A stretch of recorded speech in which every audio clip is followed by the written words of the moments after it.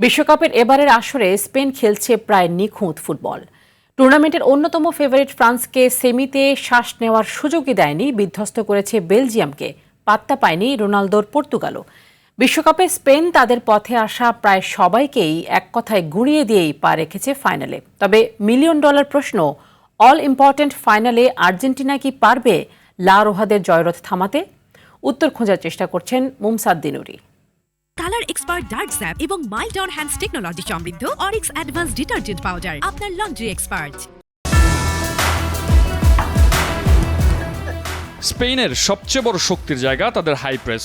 বল হারানোর ৩.২ সেকেন্ডের মধ্যেই তারা আবার সেটি জিতে নেয়। সব পাসিং লেন বন্ধ করে দিয়ে প্রতিপক্ষের বল পজিশন ধরে রাখা ফুটবলারকে এক মুহূর্ত শ্বাস নেওয়ার সুযোগ দেয় না দলটা।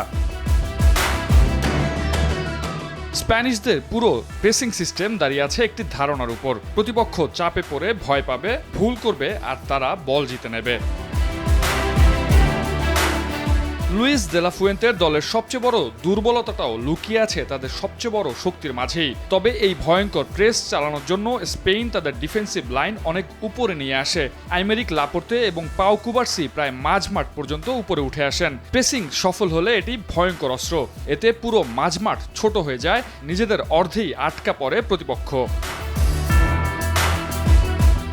কিন্তু এই হাইলাইন আর্জেন্টিনার মতো দলের সাথে একই সঙ্গে বিশাল জুয়াও, কারণ সেই লাইনের পেছনে পড়ে থাকে বিশাল ফাঁকা স্পেস, আর সেই স্পেস কাজে লাগানোর জন্য অপেক্ষা করেন একজন এলিয়েন, নাম তার লিওনেল মেসি।